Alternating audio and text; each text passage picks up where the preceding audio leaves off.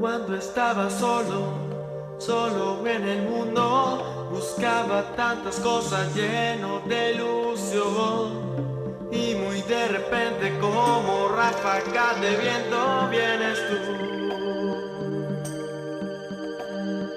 y derramas tu luz. Queridos hermanos y hermanas, compartiendo las bendiciones en la Radio María. En este espacio que vamos a llamar y que estamos compartiendo se llama Aclarando Dudas de Fe. ¿Cuántas dudas tenemos todos en la experiencia de la fe? El Señor nos invita, por ejemplo, en 1 Pedro 3:15, el Señor nos invita a dar razón de la esperanza. También debemos dar razón de la fe. Y la fe madura es la que también encuentra explicaciones. Pero la fe madura es también la que acepta el misterio. Hay cosas que solamente se aceptan porque desbordan nuestra capacidad, hacen parte del misterio. Y los que crecen más en experiencia espiritual, se les pueden manifestar algunas facetas de los misterios maravillosos que existen. Pero en la fe hay que crecer, en la fe hay que madurar. Los cristianos, como dicen por ahí, que los cristianos desprevenidos son los que caen en trampas diversas, en engaños diversos y terminan viviendo cualquier cosa, porque no tienen firmeza ni claridad en sus principios, en los principios de la fe. Por eso dice católico ignorante, seguro protestante. Y eso sí tenemos que tenerlo bien claro, ¿no? Es decir, la ignorancia. Y por eso es que hoy por todo lado hay formación, para que crezcamos más en el conocimiento de nuestra fe.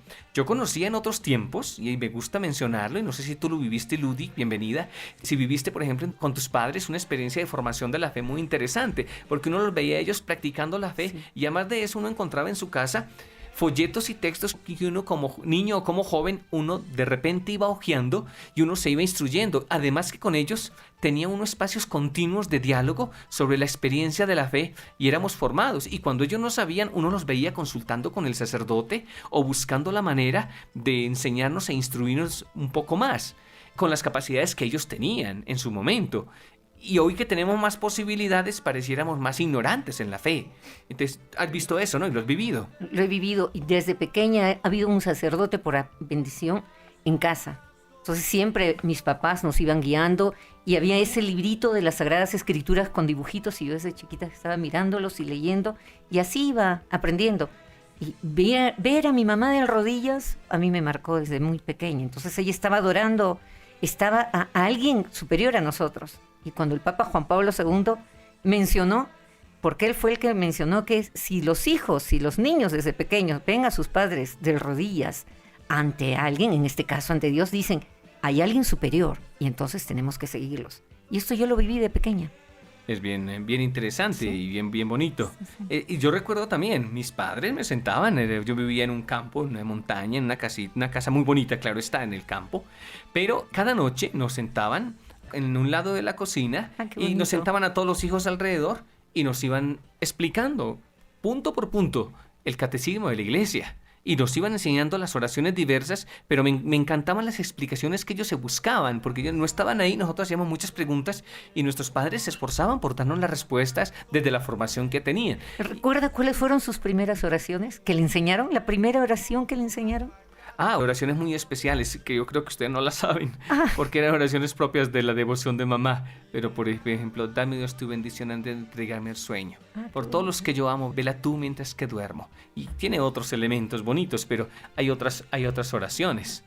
¿Ve? Y así tantas, pero ¿no? A más de las oraciones de la iglesia. Yo sé muchísimas oraciones porque me enseñaban las de la iglesia y como había tanto tiempo y eso era todos los días, aprendíamos y oraciones y mucha experiencia de la catequesis de la iglesia. Y todos los días el Santo Rosario, leíamos siempre la palabra de Dios. Era muy hermosa la instrucción. Entonces, ¿por qué hoy más gente está distraída en la experiencia de fe? Todos los medios de comunicación, la televisión, tantas cosas que hay que ha distraído. Y además los papás como que están descuidados. Andan, ¿no? En otras cosas, andan ocupados a ver si tienen dinero o si tienen cosas y darles y buscar un bienestar que es falso.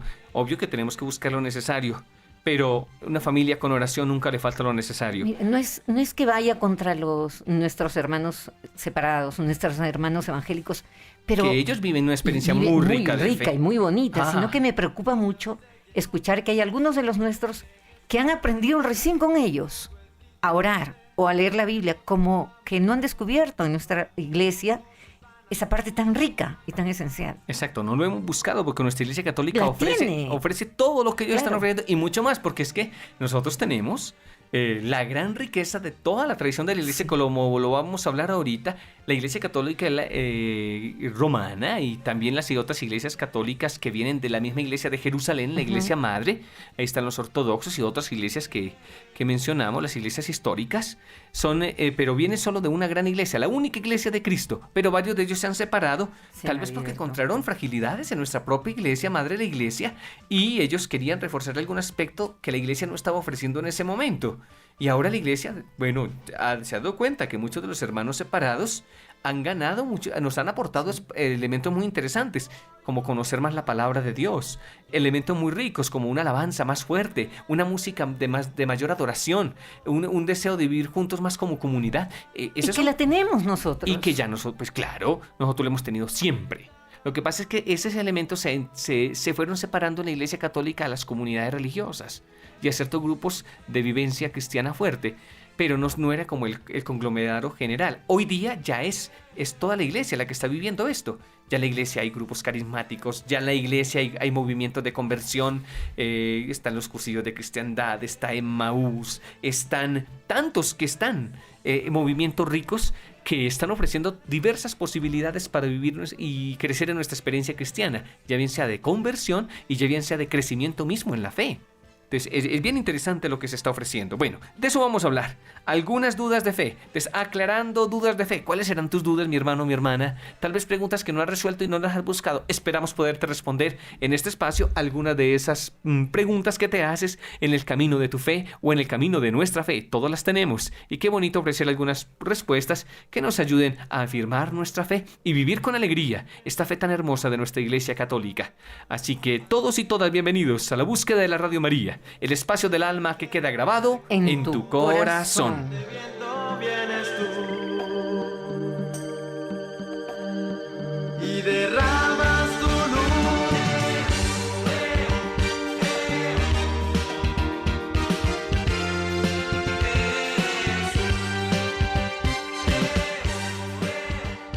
Y bien, compartiendo aquí la búsqueda de la Radio María, Sandrita que nos acompaña en esta técnica y nosotros compartiendo este programa que se llama Aclarando Dudas de Fe. Bueno, qué hermoso es eso, poder aclarar tantas dudas que se van presentando en nuestro camino y qué bueno ir profundizando la experiencia de la fe, sabiendo que la experiencia de la fe se va aclarando también en unión a la iglesia y también en una experiencia viva y rica de oración y de experiencia viva y rica con los sacramentos de la iglesia. Un amor muy grande a la iglesia. Bueno, vamos a resolver algunas preguntas y todo esto, pero antes vamos en la presencia del Señor a pedir al Señor que nos ilumine. Danos, Señor, la fuerza de tu Santo Espíritu. Permítenos, Señor, que la fe nuestra crezca. Y así como nos dices en la palabra, que esa fe se profesa con los labios y con el corazón, permítelo, Señor, comprenderla con nuestra mente y poderla profesar con toda nuestra vida. Y permítenos con la fuerza de tu luz, Padre, Hijo y Espíritu Santo, y tú, María, Madre de Fe, guíanos en este compartir, para que podamos amar más el don de la fe que se nos ha entregado, que es un don, el don que nos conduce a la salvación. Señor, aumenta nuestra fe. Señor, ilumina nuestra fe. Señor, ayúdanos a aclarar nuestras dudas de fe. Danos la firmeza de nuestra fe, hasta ser capaces de dar la vida por ti, Señor, por el Evangelio. Amén. Bueno, Ludi, comenzamos. A ver, ¿qué quisieras contarnos para aclarar? A ver, una duda de fe que tengamos y vamos juntos, tú una, yo otra, y sería muy bonito. A ver, ¿qué una por ahí, una inquietud que muchas personas están planteando y presentando como dudas de fe? ¿Por qué tengo que confesarme con un sacerdote y no lo hago delante del Señor? Esa es una pregunta buenísima para muchas personas. ¿Qué respuesta tienes? Porque el Señor mismo lo dice en su palabra. Es muy claro cuando Él dice, lo que aten en el cielo quedará atado en la tierra, cuando les da el poder a los apóstoles. Y lo que ates en el cielo quedará... Lo que ates en la tierra quedará atado en el cielo. Y lo que desates en la tierra quedará desatado en el cielo. Exactamente. Recuerde que el Señor nos dio la autoridad a nosotros en el Evangelio de Juan.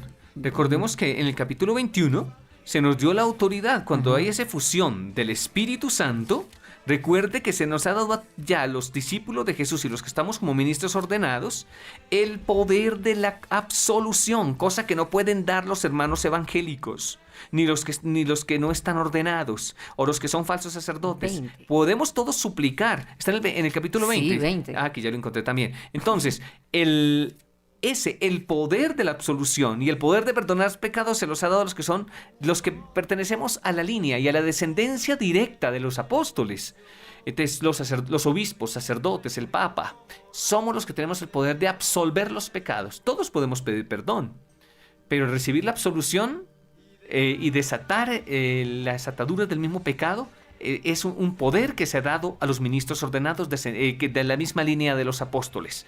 Bien, y que eso está en la Iglesia Católica, y que eso está en la Iglesia Ortodoxa también, porque están las iglesias orientales, que no están con la Iglesia Romana, pero ellos tienen su iglesia en la que ellos también tienen el poder de perdonar. Es la Iglesia la que tiene el poder de la absolución.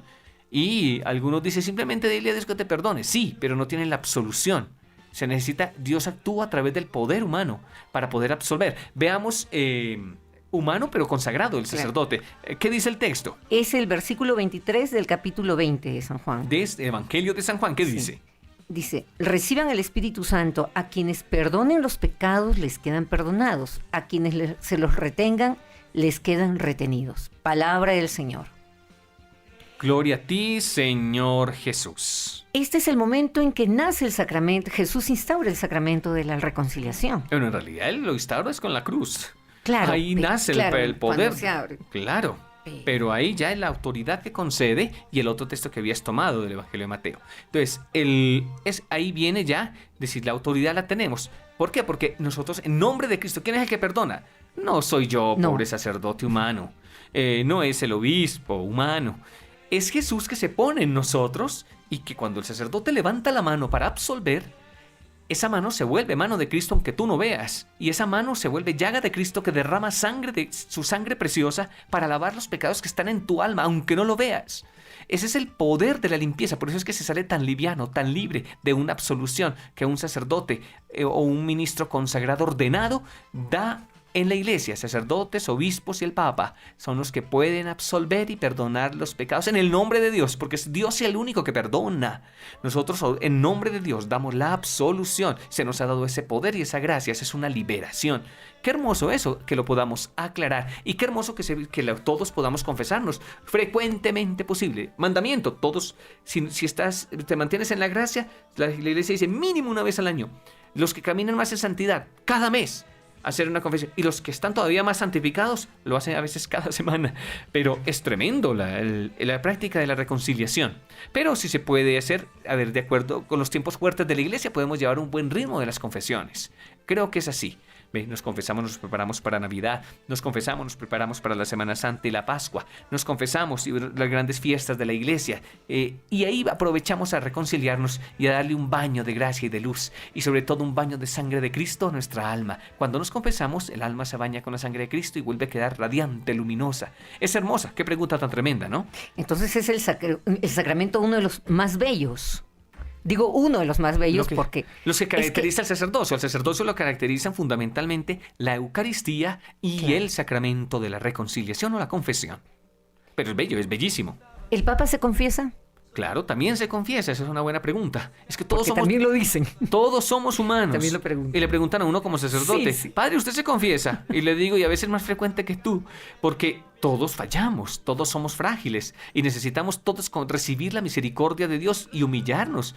Y decir, ¿qué me voy a confesar yo delante de un hombre? Pues yo también me voy y me confieso ante mi hermano sacerdote y en nombre de Dios, de Dios y de la iglesia me da la absolución. Yo recibo esa gracia tan maravillosa del perdón. Es un ejercicio maravilloso de humildad. Antes las confesiones se hacían más públicas, ¿no? Sí. Y era tremendo. La iglesia ya fue tomando esa hermosa pedagogía de hacer las confesiones. Ya algunas se hacen públicas en ciertos grupos maduros, pero ya normalmente se hace a nivel personal y en algunas ocasiones con permisos especiales de la iglesia, ya ahora no se permite mucho, se da una absolución general, un perdón general. De hecho, cada misa perdona pecados pecados veniales.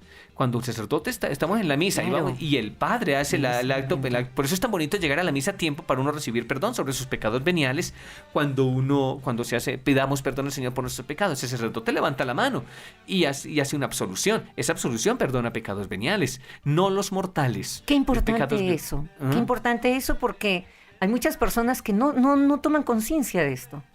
De ese instante precioso en el que si uno entra con todo ofreciendo esos pecados veniales, el Señor nos lo perdona, y usted lo está diciendo ahorita. Claro, y el Señor puede perdonar ahí. Es que si estamos pidiendo perdón es porque perdona. Algunos llegan, ay padre, es que tuve una cosita leve y confiéseme ahorita. Entremos a la misa y en este acto penitencial recibe el perdón del Señor, y ya en su momento, cuando tengamos tiempo, pues el momento de tu confesión, confiesa si quiere, pero hacemos nuestra buena confesión, porque hay momentos en que debemos hacer la confesión, recoger nuestros pecados y hacer nuestra confesión ya personal. Bueno, ¿habrá otra pregunta por ahí o entro yo con otra? A ver, entre usted y ahí sigo yo. A ver, ¿cuáles son los 10 errores de todos los protestantes? Esa es una cosa muy buena que quiero compartir. ¿Por qué ¿por qué hay tantas sectas? ¿Sí? ¿Qué es una secta? Un grupo de personas que profesan una creencia, que se apartan de la tradición. ¿Sí? Uh-huh. ¿Por qué hay tantas sectas? ¿Ve? Entonces, ahí está esto tremendo. Muchos grupos que se han apartado de la madre, la Iglesia Católica. Por eso existe el ecumenismo, con que se puede dialogar con algunos grupos, y estamos esperando en que todos vengan de nuevo a la madre de Iglesia. Son como hijitos e hijitas que se han separado y estamos esperando que todos volvamos a reunirnos en la única y gran Iglesia. Ahora proclamamos ese texto de Timoteo, ¿no? ¿Lo proclamábamos o no? Claro. ¿De acuerdo? Y entonces ahí nos estaba hablando de eso. Dice, hay muchos que se están apartando, muchas sectas son inventadas por Satanás. Claro.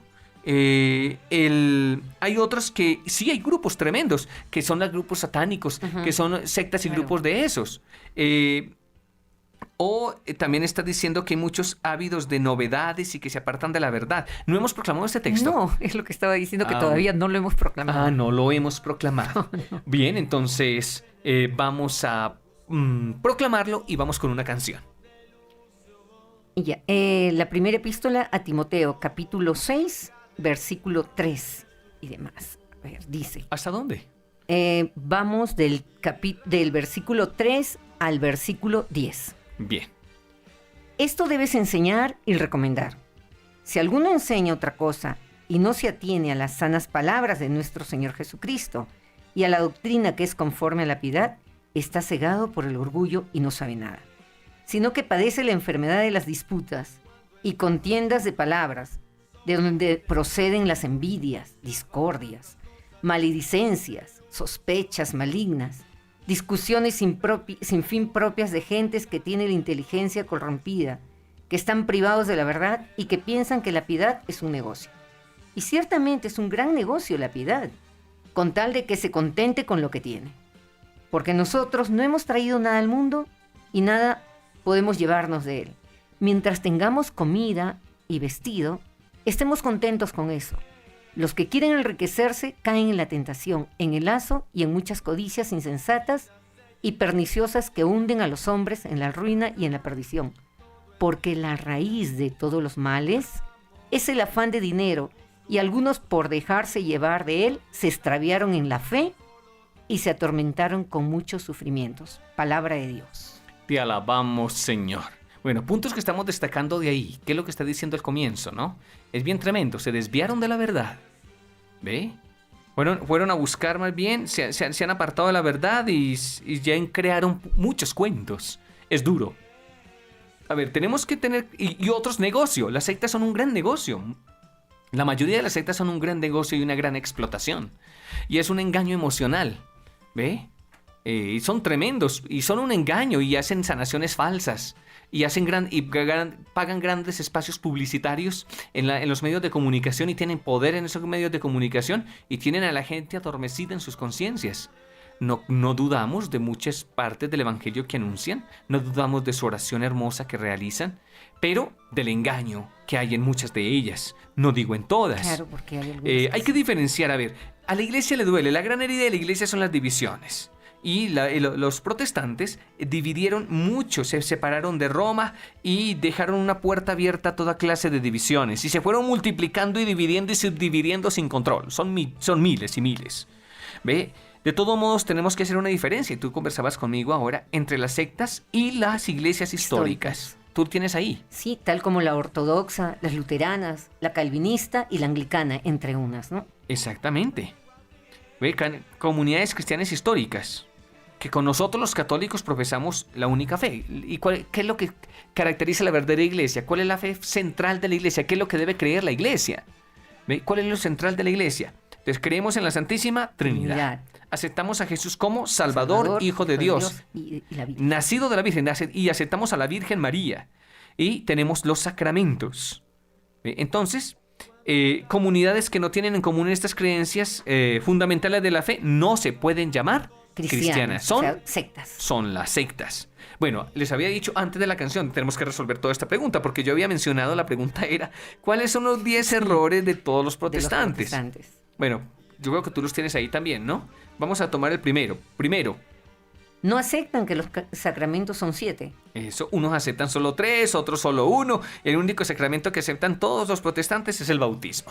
Bueno, entonces solamente, imagínense, solo 1. De 7. Bueno, a ver, niegan 7 libros de la Biblia. ¿Cuáles son? No aceptan sino 66 de los 73 libros de la Biblia. Por eso cuando ustedes tienen una Biblia protestante, no tienen todos los libros. Revisen bien, no tienen. Los libros de la Biblia son 73 y muchos de ellos apenas tienen 66 libros. Los otros los quitaron. ¿Cuáles son? Los que no tienen: Tobías, Judith, la sabiduría, Eclesiástico, y los 2 de los Macabeos y Baruch. Esos libros no los tienen, recordemos, Tobías, Judith, Sabiduría, Eclesiástico y los 2 libros de Macabeos y Baruch son los 7 libros que no tienen los protestantes. Tercer punto. Atacan el culto a las imágenes. Mira, imagínense que ellos toman por la letra una frase de la Biblia que dice: no te harás imágenes ni te postrarás ante ellas, como dice de Éxodo 24. Y de ahí que concluyen que es pecado tener cualquier imagen. Y no se dan cuenta de que lo que la Biblia prohíbe es adorar las imágenes, o sea, tratarlas como si fueran un dios. Pero no se prohíbe venerar, o sea, rendirle respeto. Los católicos no adoramos las imágenes. No, o sea, no las tratamos como si fueran Dios o tuvieran poder como el de Dios. Pero sí las veneramos, o sea que les rendimos honor como el retrato de seres muy amados y queridos y muy santos que rezan por nosotros en el cielo. Yo quiero decir una cosa muy bonita sobre las imágenes. Las imágenes bendecidas.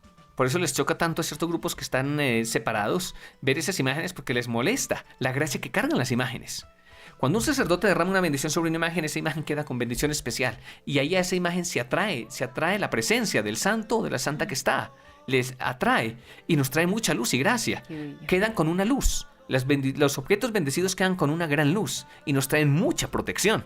Y eso no lo ven ellos. Eso es un ataque. ¿Por qué? Porque el mal a través de ellos nos ataca para que no tengamos esas gracias y esas protecciones y esa intercesión poderosa que hacemos a través a esos santos que está representado en esa imagen, pero que esa imagen atrae la presencia del santo o de la santa. Y eso no es idolatría. ¿Ve? Por eso le digo a los evangélicos, les digo, cuando usted mira la imagen, no puede mirar la imagen de su mamá, rómpala y bótala y quémela. Ay, es mi mamá que está ahí representada. Entonces, ¿qué es lo mismo? O el dinero. En el dinero no hay imágenes.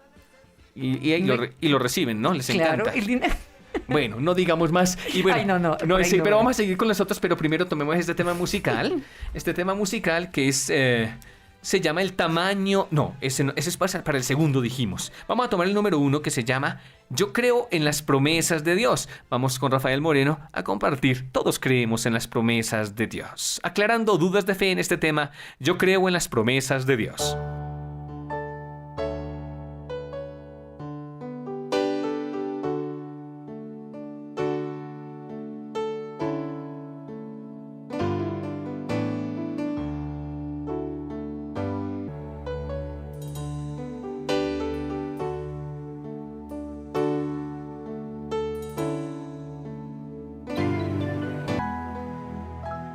Bueno, a través de este tema, hermanos y hermanas, estamos compartiendo este programa que se llama Aclarando Dudas de Fe. ¿Qué dudas de fe tienes? Y aclarando dudas de fe, ser fiel a Dios, a las promesas. A veces nos ponemos con tantos intereses que nos distanciamos realmente de lo fundamental de nuestra propia fe. Y vivimos, como se dice, la fe por las ramas. No vamos a la raíz, a lo fundamental y esencial. Y a veces nos cambiamos de fe por heridas o situaciones. ¿Por qué una persona se va a otra religión? ¿Por qué se cambia a otra? Bueno, o a una secta, llamémosle, porque casi todos se van a esas sectas. Poquitos se cambian a una religión histórica cristiana, Muy pocos, sino que se van a las casi nada. sectas engañados. Que ella nos puede obtener de su hijo todos los favores que necesitamos. Y por eso le estamos agradecidos. La amamos, pero solo a Dios lo adoramos. Eso. Entonces, miren, veneramos a la Virgen y adoramos a Dios con ella. Mire, hay una cosa muy interesante. Bueno, me imagino que un hermano sacerdote que me está escuchando, que tuvo una experiencia de la danza del sol, y que la Virgen María pues se le manifestó ahí en esa experiencia, tomó unas fotografías, yo te las he mostrado a ti. Sí.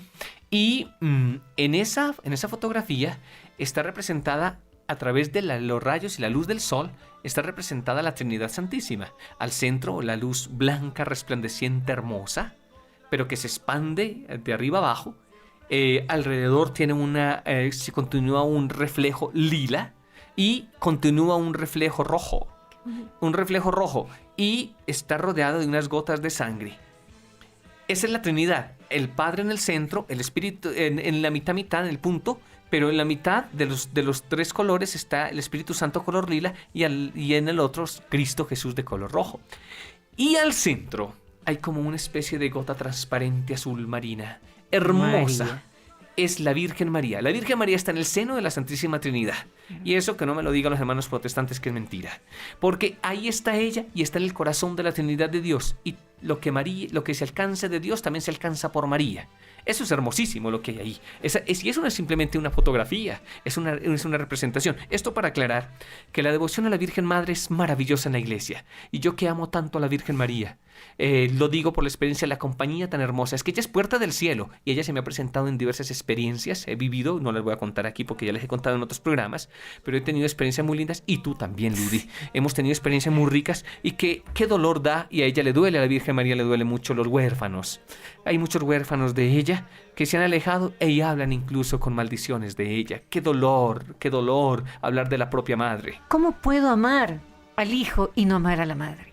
Qué dolor, exactamente. ¿Cómo puedo entregar mi vida al hijo y ese hijo estuvo en las entrañas de la Claro, madre? porque es que con muchas sectas de estas son incompletas y hay muchos espíritus malos molestando en ellas. No, el mal no quiere a la Virgen María. Eso es bien claro. Es bien claro. Entonces, la Virgen María, ella tiene un papel grande de intercesora. Claro. Y podríamos llamarla, está unida a la cruz de Cristo fuertemente. Por eso se la llama en un modo bien especial. Se la está llamando corredentora.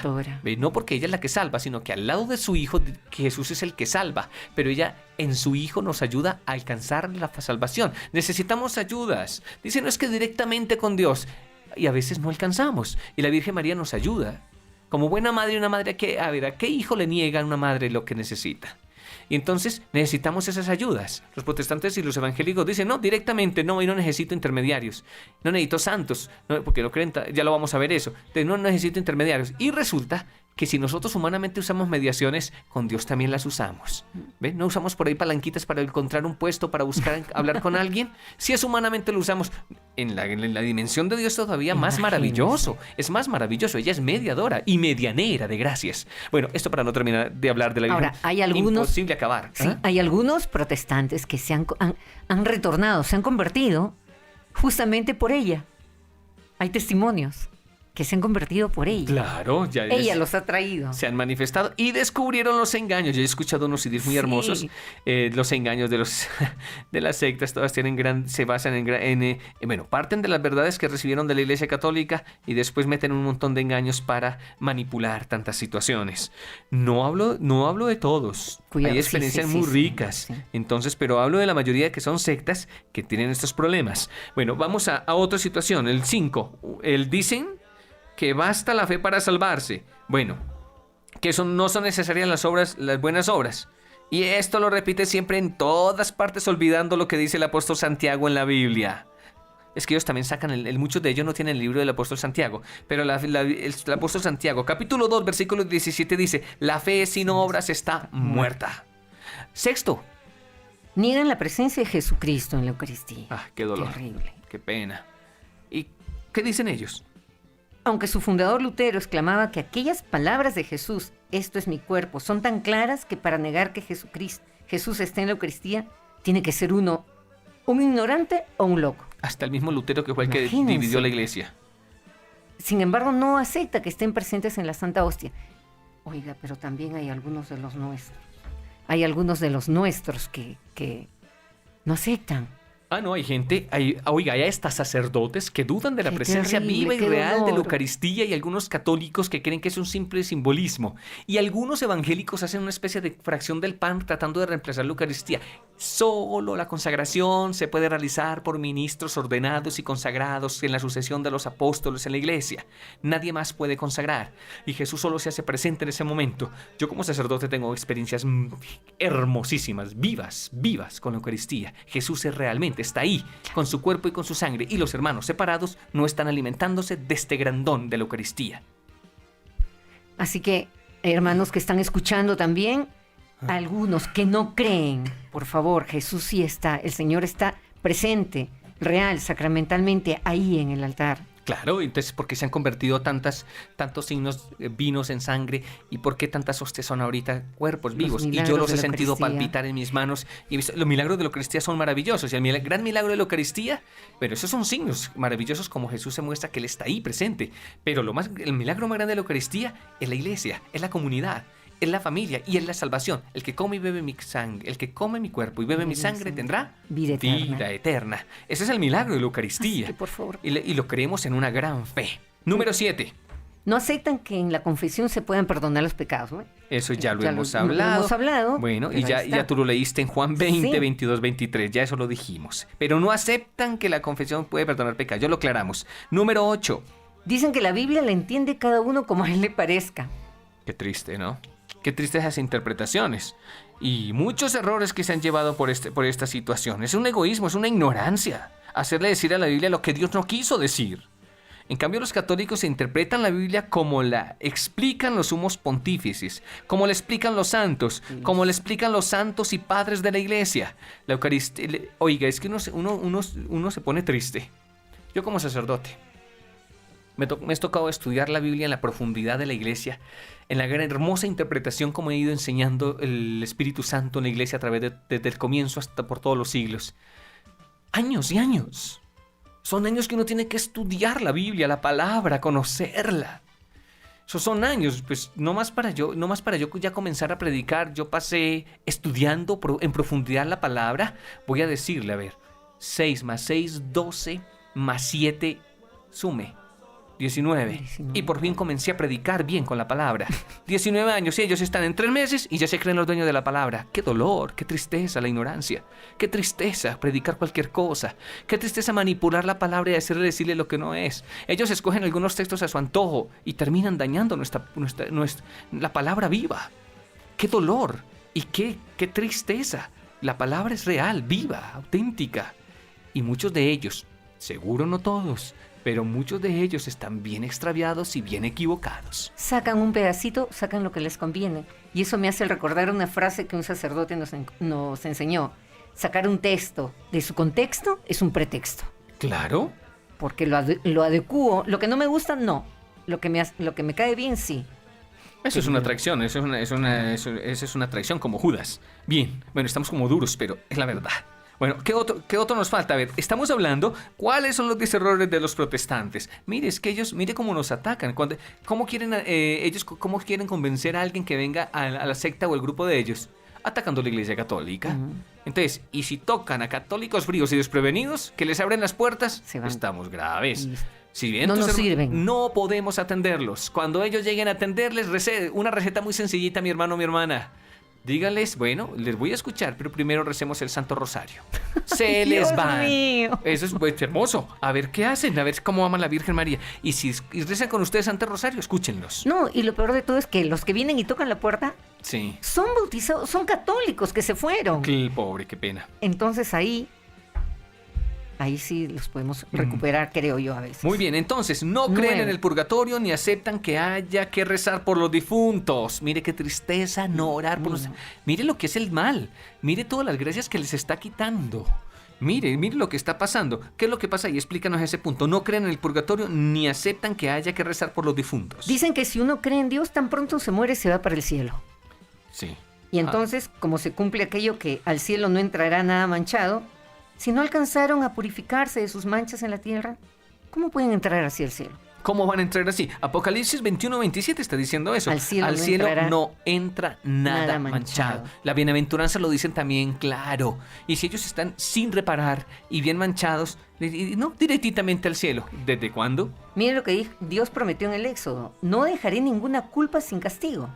Si la persona muere poco después de haber cometido sus faltas y no ha pagado y no ha recibido castigo en la tierra, ¿cómo puede ir al cielo sin haberle pagado a Dios sus pecados? ¿Sufriendo en el purgatorio? ¿Nos atrevemos a entrar al cielo así de manchados y sin pagarle nuestras maldades? ¿De veras nos atrevemos a estar así entre los ángeles purísimos y los grandes santos? Aunque Dios no nos mandara, nosotros nos iríamos voluntariamente a esa sala de belleza que se llama purgatorio, a purificarnos de las manchas de nuestros pecados. Y con nuestras oraciones ayudamos a los difuntos a salir de allí más pronto. Claro. Ustedes ya han escuchado los CDs. Yo tengo 3 CDs muy hermosos. Cielo, purgatorio, infierno. No. Ellos niegan el purgatorio. ¿Por qué lo niegan? Ya lo dijimos ahora. Porque donde se fundamenta el purgatorio en la Biblia, ellos quitaron esos libros de la Biblia. ¡Qué tristeza! Y miren qué importante lo que está diciendo el Padre en estos momentos, queridos hermanos. Y a veces, ¿cómo nos confundimos? Claro, ellos quitaron libros. Por ejemplo, ¿qué libros hablan de purgatorio? Macabeos. No está. El libro de Macabeos habla del purgatorio. ¿Qué otro libro habla del purgatorio? El libro de sabiduría. Y esos textos que hablan ahí, ellos lo quitan. Entonces, claro, están con la verdad recortada. Qué tristeza saber que nuestros hermanos separados tienen la verdad recortada. Es así, y entonces nos engañan con un montón de cosas. Por eso, católicos distraídos. Católico ignorante, seguro protestante. Bueno, vamos a terminar con este. Son 11. Son 11, por Dios, qué hermoso. A ver, pero hermoso para aclarar, para que no estemos ahí dando vueltas simplemente. Tenemos que tener claridad. Bueno, estamos haciendo un poco de apologética, y la apologética, como ellos a veces hacen su apologética fundamentando errores, nosotros hacemos la apologética para confirmar la verdad enseñada por la Iglesia. Número 10. Rechazan todo culto a los santos. Imagínense, rechazan el culto a los santos. Eso es bien claro, ¿no? ¿Qué es lo que dicen ahí? Dicen eso, es negar que decir eso es negar que Jesucristo es el único mediador. Los católicos respondemos: hay 2 clases de mediadores. El que paga por nuestros pecados y salva nuestra alma, ese es solo uno, Jesucristo. Pero hay otra clase de mediador, el que ruega a Jesús y al Padre y al Espíritu Santo por nosotros para obtenernos favores que necesitamos. Estos son los santos. Y en este sentido, sí puede haber más de un mediador. Así la Virgen María en las bodas de Caná, recordemos, rogó a Jesús y él hizo un milagro. La Virgen y los santos son mediadores ante el gran mediador que es Jesucristo. Miren, es decir, necesitamos mediadores. De hecho, los santos en el cielo están mediando por nosotros en la tierra. Están ahí, nuestros seres queridos que ya hayan entrado al cielo, los santos y santas a los que nos acogemos, suplican, claman por nosotros ante la presencia de la Trinidad Santa, Padre, Hijo y Espíritu Santo. Y María es una eterna intercesora, una mediadora. Están perdiendo esas gracias, no tienen mediación, no tienen esas ayudas. ¿Cómo les va a tocar a ellos cuando mueran las ayudas? ¿Cómo las van a recibir? Si no están aceptando la ayuda de los ángeles y santos, si son nuestros amigos benditos que nos ayudan para entrar al cielo. Eso es tremendo, ellos niegan todo esto, y lo interesante y lo tremendo y lo terrible será cuando ellos, al momento de su muerte, descubran la gran verdad. La verdad estará ante sus ojos y ya no hay nada que hacer. Hay que aceptar la realidad así como se encuentran. Bueno, no niego mucho grupos, y yo he trabajado con varios de ustedes, hermanos y hermanas, grupos de diálogo con la Iglesia Católica, y he compartido con ustedes muchas bendiciones, pero con los que se puede dialogar. No lo menciono para no poner dificultad en ninguno de los grupos o sectas, pero yo he trabajado con ustedes y conozco unos con unas unciones hermosas. Bueno, menciono algunos amigos míos pentecostales. ¿Por qué no decirlo ahorita? Muchos de ellos tienen unos dones maravillosos y una entrega hermosa y el Señor está viendo esa entrega de ellos. Pero estoy hablando de esas sectas que engañan y de esos grupos tremendos. Bueno, y los pentecostales tienen una expresión, también Dios actúa en ellos porque ellos invocan mucho el Espíritu Santo, pero la de ellos es un grupo recortado. Tienen, les falta las grandes verdades y riqueza de la iglesia, no tienen los sacramentos, Claro. se quedan solamente en la palabra y en la alabanza. ¿Dónde está la Eucaristía? ¿Dónde están los demás sacramentos que se renuevan en la iglesia? Ellos han perdido eso. Pero algunos que viven estas experiencias también de alguna manera pues no dejan de recibir algunas bendiciones. Bueno, y el número último es... Muchos protestantes tienen fobia o antipatía contra el Papa, los sacerdotes y la misa. Claro, tienen que atacar lo que es fundamental de la iglesia. Es una manera de atacar, ¿ve? Entonces, eso depende. Los más educados son menos agresivos, ¿no? En ciertos países del mundo los hermanos evangélicos dialogan bien con la iglesia católica, pero yo hablo de muchos grupitos de esos sectas que se meten en nuestros países de América Latina y otros lugares a engañarnos. Y como somos a veces tan distraídos o tan poco formados en la vida católica, acaban con nosotros y van arrasando nuestra hermosa religión católica. Y entonces que empiezan a hablar que contra el sumo pontífice, contra el sacerdote, contra la misa, contra la virgen, ¿ve? Y entonces atacan sin compasión a los grandes amores de los católicos. Y incluso al Papa lo llaman anticristo. ¡Qué dolor! ¿Eh? Y a la Santa Iglesia, ¿Cómo la llaman? la gran prostituta. ¡Qué dolor! ¡Qué dolor! Y que los sacerdotes son unos negociantes hipócritas. También, exacto. Entonces uno de los peligros de asistir a la reunión de los protestantes es que allí se aprende a despreciar a los sacerdotes, a la misa, se aprende a despreciar a la Virgen María, ¿ve?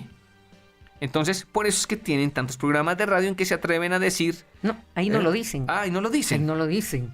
En Ah. reuniones privadas lo dicen a cada momento y en panfletos que tiran. Y en panfletos que tiren, entonces son muy santitos y muy buenos en reuniones públicas. Mire la falsedad, ¿no? Mire la falsedad y el engaño. Ya cuando están dentro los pobres distraídos, ahí empiezan a quitarles y a desarmarles todos los principios hermosos de la fe católica. Bueno, yo creo que podemos entrar en otro canto, ¿no, Ludi? Sí. Vamos a tomar este otro canto.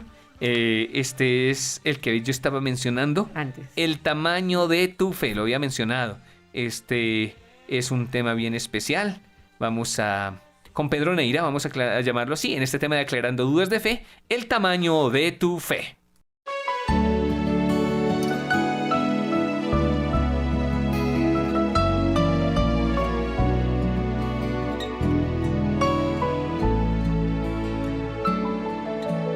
Todo lo que emprendas lograrás.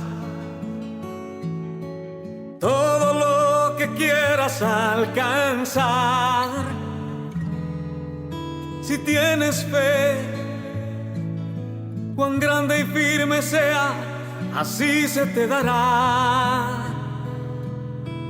Pon tu corazón con el Señor. Entrégate en sus brazos sin dudar. Ámale, deposita en él tu confianza y nada te faltará. No tendrás nueva vida sin la fe. ¿De qué sirve caminar sin saber a dónde vas? Y será del tamaño de tu fe lo que puedas alcanzar si la tienes.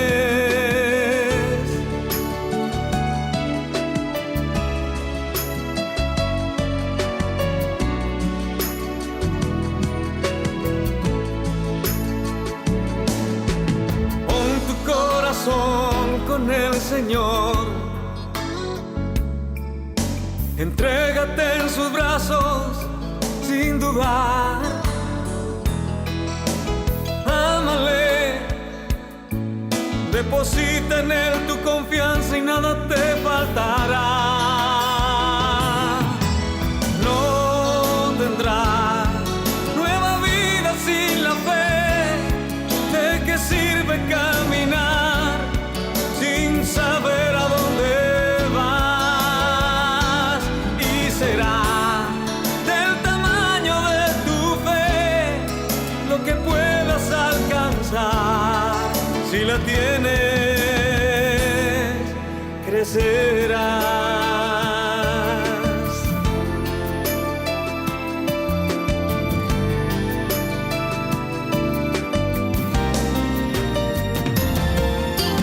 No tendrás nueva vida sin la fe.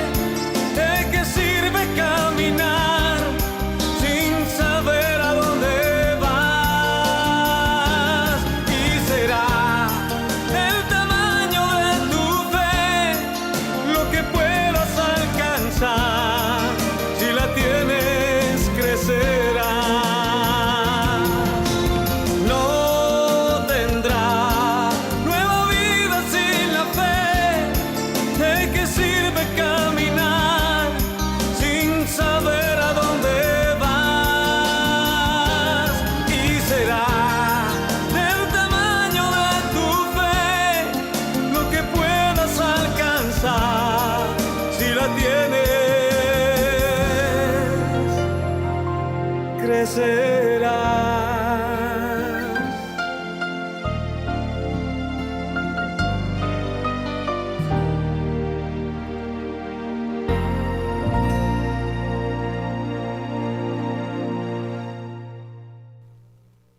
El tamaño de la fe. Qué hermoso que crezcamos en la fe.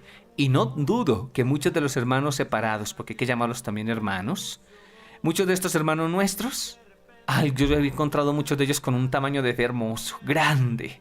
Lástima que esté incompleta, pero qué fe tan fuerte tienen muchos de ellos. Así que también sacamos lo positivo de ellos. Claro que sí.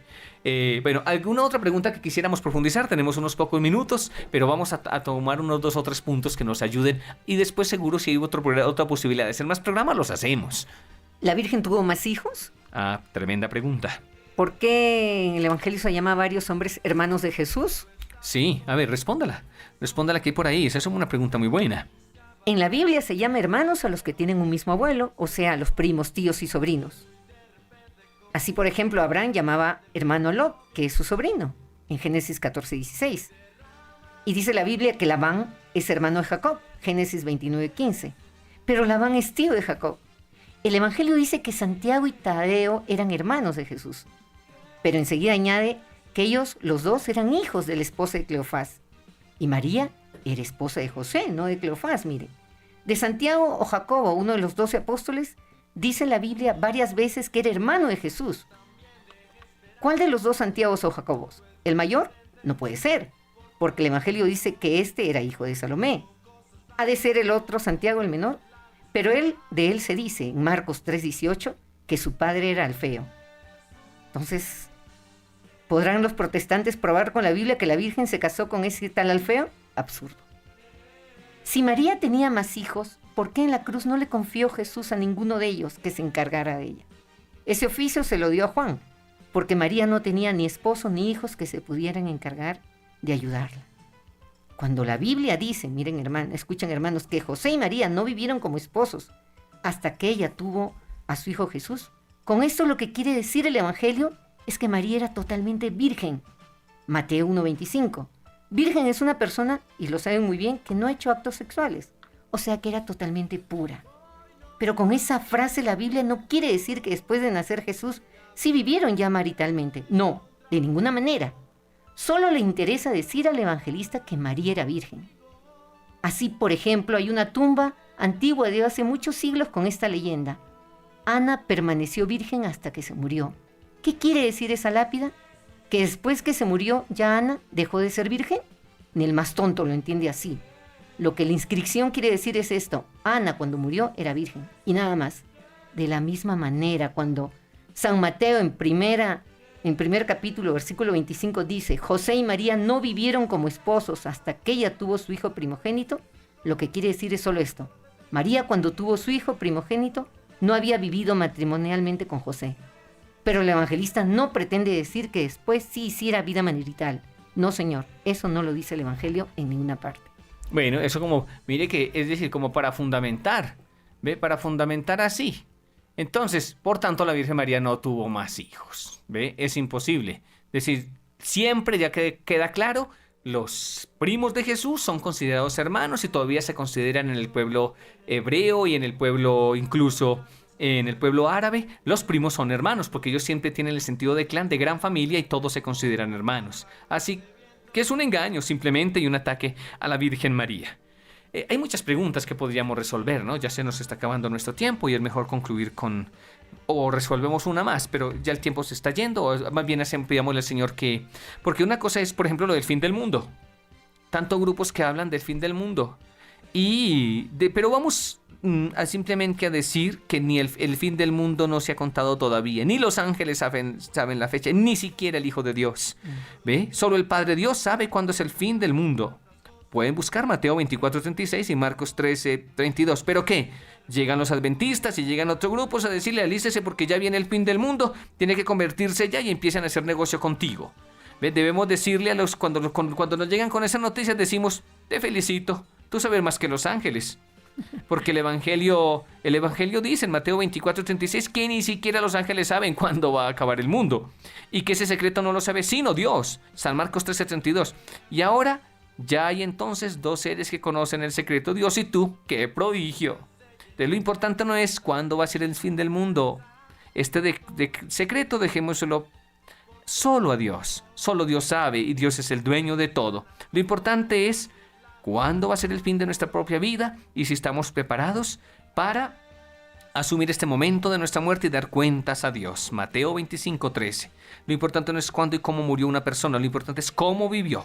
Y eso es lo que vale para la eternidad. Por eso dedícate a ver cómo está tu vida, a revisarla y a cambiar para alcanzar juntos la salvación, porque es en Jesús como alcanzamos la salvación. Bueno, vamos entonces a concluir y a darle gracias a Dios por este programita. Das una oración, yo hago la última y ya cerramos. Y habrá otro programa por ahí para aclarar más dudas de fe. A ver. Te damos gracias, Señor, por estos momentos en que hemos compartido. Te pedimos, Padre Santo, que aumentes nuestra fe. Que en todo momento nos des la luz de tu Santo Espíritu para estar firmes, para tener hambre de conocer tu palabra, de conocer toda la historia de nuestra iglesia, de conocer toda esta bendición que nos has dejado a través de tu Hijo Jesucristo. Te pedimos, Señor, por aquellos hermanos que están vacilando en la fe, por aquellos hermanos que están débiles, por aquellos hermanos que están confundidos, por aquellos hermanos que como que se han cerrado, como que no quieren seguir adelante, como que andan atacando solamente y no quieren descubrir esta bendición.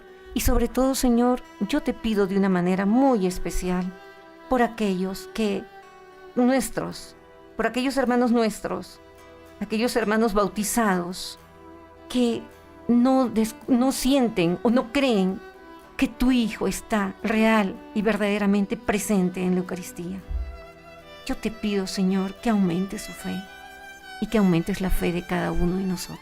Sí, Señor, bendito seas, porque nos ayudas a profundizar en nuestra propia fe, que nos enseñas a conocer los principios del Evangelio, que nos enseñas a conocer la tradición de nuestra Madre, la Santa Iglesia Católica, que nos permites comprender las verdades fundamentales que fundamentan nuestro credo. Permítenos, Señor, estar siempre unidos en ti, amarte, amar la Virgen María, vivir la experiencia de los sacramentos maravillosos de la Iglesia. Permite que nuestros hermanos separados o los que se han abandonado en la fe o han entrado en indiferencia o en otras creencias o en ateísmos sean atraídos por tu misericordia y descubran la grandeza de tu amor. Haz, Señor, que con tu bondad reúnas a tu Iglesia y permitas que nuestra Iglesia sea de nuevo una, santa, católica, apostólica. Permítenos la unidad maravillosa por la que oramos, porque la herida de la división nos hace sufrir a todos. Danos, Padre Santo, ese don y que todos seamos uno para tu gloria. Amén. Bueno, así hemos llegado al final de este compartir. Gracias, Sandrita, y gracias, Ludi, por este compartir. Ojalá haya otra oportunidad para seguir aclarando dudas de fe. Bueno, así estamos en la búsqueda de la Radio María, el espacio del alma que queda grabado en tu corazón.